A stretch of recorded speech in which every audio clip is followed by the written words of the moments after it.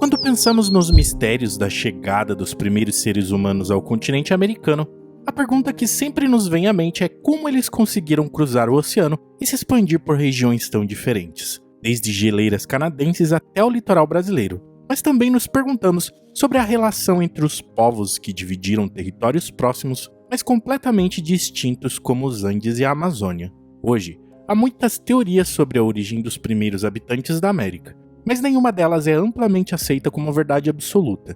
Algumas sugerem que os primeiros habitantes chegaram ao continente há cerca de 15 mil anos atrás, enquanto outras sugerem que eles chegaram por meio de uma rota marítima, como a costa do Pacífico. Quando aproximadamente 15 mil anos começam a derreter as calotas, abre um corredor e eles entram tanto pelo corredor quanto pela costa. Eles vão caminhando ou por barco pela costa até os Estados, até a América do Norte, ou por dentro e entram. O que sabemos com certeza é que os primeiros habitantes do continente americano eram caçadores-coletores nômades, que viviam em uma busca de alimento e se adaptavam às diferentes condições climáticas e ambientais. Na América não tinha nada nesse momento, assim, não tinha ocupação humana.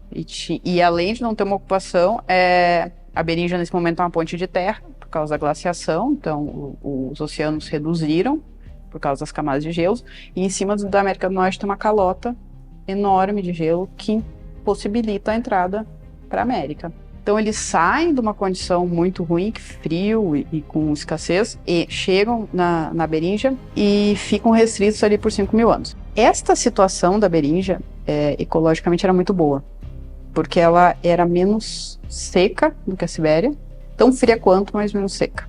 Então era mais fácil se estabelecer, ou estabelecer uma grande população aí, tá? E eles se expandiram por todo o continente, desde as geleiras do Alasca até as florestas tropicais da Amazônia. Enquanto isso, na região dos Andes, outros grupos humanos desenvolveram complexas sociedades agrícolas, como os Incas e os Maias.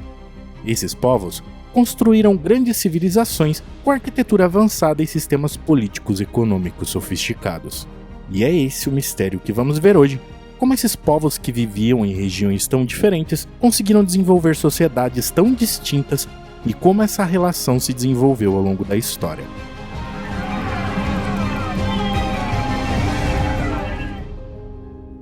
Nos últimos anos, temos visto um avanço significativo na compreensão da origem dos indígenas no Brasil, graças ao uso de técnicas avançadas de genética e biologia evolutiva. Um grupo de cientistas liderados pela geneticista Tabitha Hahnemeyer, do Departamento de Genética e Biologia Evolutiva do Instituto de Biociências da Universidade de São Paulo, tem sido responsável por muitos desses trabalhos. Os primeiros americanos que a gente fala, então, eles vêm da Ásia, seja de onde for, no norte, sul, param na Beringia. Eles chegam a cerca de 23 mil anos, ficam pelo menos 5 mil anos na Beringia, porque se eles tivessem entrado direto, eles seriam asiáticos, eles não seriam nativos americanos. Eles têm um tempo de diferenciação em que eles criam uma variabilidade autóctone, ou seja, uma variabilidade deles diferente dos outros continentes. A gente fala em primeiros americanos.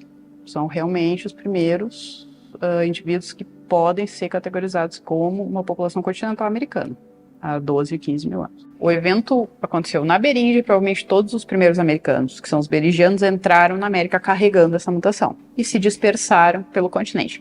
Eles publicaram vários estudos que mudaram significativamente o que sabia-se sobre as populações indígenas que habitavam o continente americano antes da chegada dos europeus no século XV e XVI. Os estudos genéticos realizados por eles mostraram que existem diferentes linhagens de indígenas americanos e que eles não são todos geneticamente semelhantes, ajudando a esclarecer como e quando eles chegaram ao continente. A gente quis dar ênfase em assinatura genética porque, se pensar nas populações continentais mundiais, seja América, Ásia, África e Europa e Oceania, as outras populações, principalmente África, Europa e Ásia, têm vários exemplos de seleção natural ao longo da história evolutiva. O que é esperado, porque são populações mais antigas, né? Pegar os artigos até 10 anos atrás, todos vão dizer que não tem seleção natural na América. Enfim, não é real, sabe? Acho que a genômica nos fez esse favor.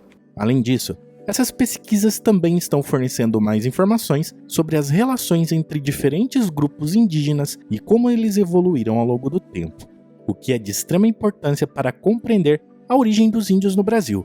Com os avanços tecnológicos, é possível analisar e comparar a ancestralidade de diferentes indivíduos e grupos, permitindo que os cientistas entendam melhor como eles chegaram ao continente americano, como se expandiram por diferentes regiões e como se relacionavam uns com os outros.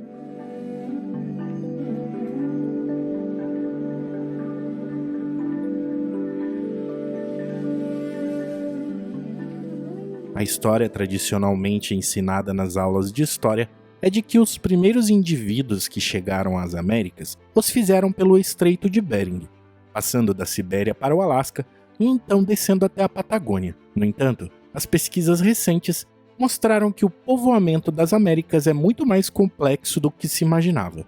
De acordo com a Tabita, a ideia de uma única entrada, ou seja, que houve apenas através de um grupo de seres humanos que chegou às Américas e deu origem a todas as populações indígenas, caiu por terra absolutamente.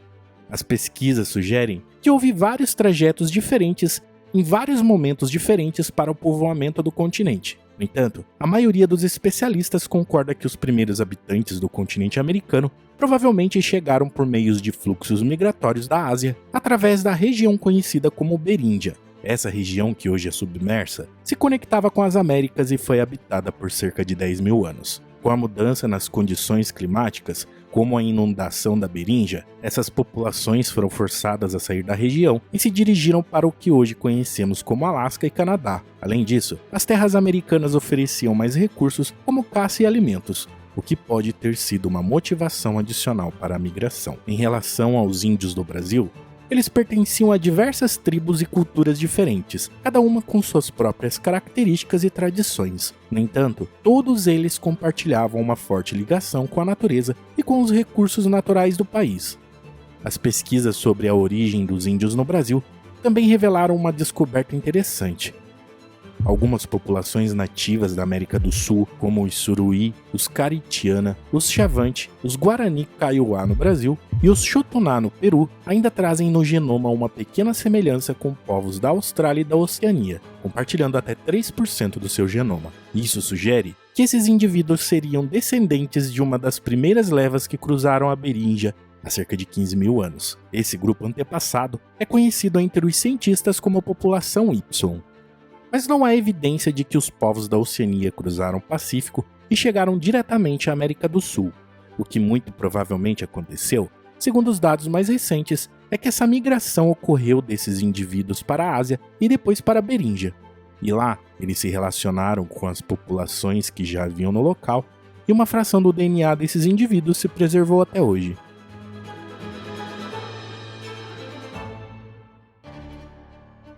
Por muito tempo acreditou-se que as dinâmicas populacionais eram muito diferentes na América do Sul. Por um lado, haviam grandes populações conectadas nos Andes que teriam dado origem a impérios como os Incas. Do outro, acreditava-se que os povos da Amazônia eram pequenos e isolados. Só que esses estudos mais recentes mostraram que essa teoria não se sustenta. Biólogos como Marco Araújo Castro e Silva, que faz parte da equipe da Tabita, descobriram que a diversidade genética dos habitantes da Amazônia é muito maior do que se pensava, o que sugere que existiam grandes populações na região com milhões de indivíduos. Além de sugerir a existência de grandes populações na Amazônia, os estudos genéticos também vão ao encontro de outras áreas do conhecimento, como a arqueologia.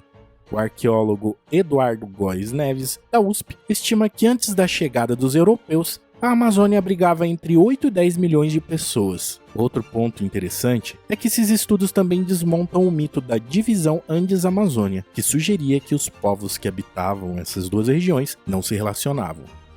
As análises genéticas mostram que isso não é verdade e que essas populações interagiam bastante entre si. Outra descoberta revelada também, bastante importante para a história dos povos indígenas no Brasil, é a chamada expansão tupi. De acordo com os pesquisadores, essa foi uma das maiores migrações da história da humanidade, onde os povos tupi saíram do noroeste da Amazônia e viajaram mais de 4 mil quilômetros para várias partes da América do Sul, em um período que durou mais ou menos 1000 anos. Essas populações tupi estavam em franco crescimento e viajavam ao longo dos rios ou da costa litorânea, em busca de terras férteis para a agricultura. Este fenômeno teria começado há cerca de 2100 anos, e atingiu seu pico no ano 1000, quando a população tupi poderia ter chegado a entre 4 e 5 milhões de indivíduos. E antes, acreditava-se que essa onda migratória tinha acontecido por uma única rota, mas os trabalhos da USP mostraram que a expansão se iniciou no noroeste amazônico e logo no início se desmembrou em 3 ramos principais. Uma das teorias mais aceitas é de que os índios brasileiros vieram de 3 grupos diferentes de migrantes. A primeira parte seguiu até a ilha de Marajó, no Pará, e desceu pela costa do Atlântico até o litoral sul de São Paulo. Nessa jornada, eles deram origem aos Tupinambá, Tupiniquim e os Tamoios, grupos que se tornaram os senhores da costa litorânea e fizeram os primeiros contatos com os portugueses. Um segundo grupo seguiu em direção ao sul na borda da Bolívia e do Paraguai, dando origem aos Guarani. Já o terceiro grupo seguiu para o oeste, na região da fronteira entre Brasil e Peru.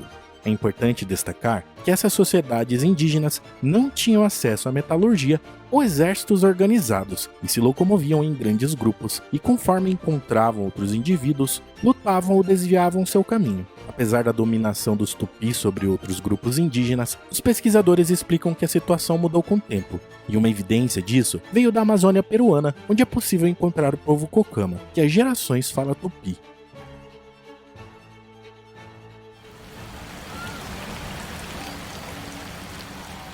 No entanto, a análise do DNA de integrantes dessa população mostra que eles são muito mais semelhantes geneticamente com os Xamicuro, que são seus vizinhos e falam a língua arawak.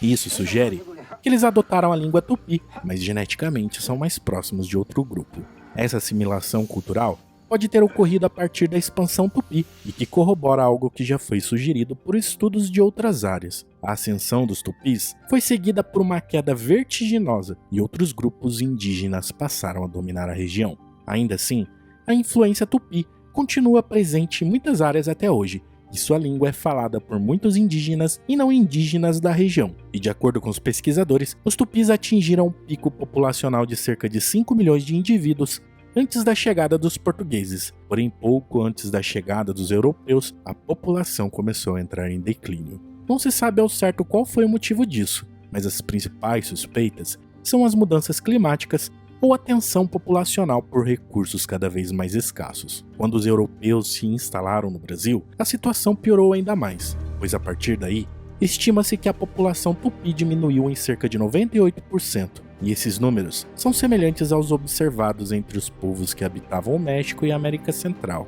E muito provavelmente, isso foi causado principalmente pelas doenças trazidas, já que os indígenas não tinham imunidade natural para essas doenças, e também pela violência e opressão exercida pelos colonizadores. Segundo Tabita, essa população era considerada completamente desaparecida e não estão presentes no censo IBGE e eram declarados extintos até o século XIX. Mas mesmo assim, alguns moradores de Aracruz, no Espírito Santo, sempre declararam pertencer à etnia Tupiniquim. E com a análise genética, foi revelado que realmente os Tupiniquins nunca foram extintos, e os genes deles estão presentes nos indivíduos que se dizem pertencentes a essa etnia até hoje.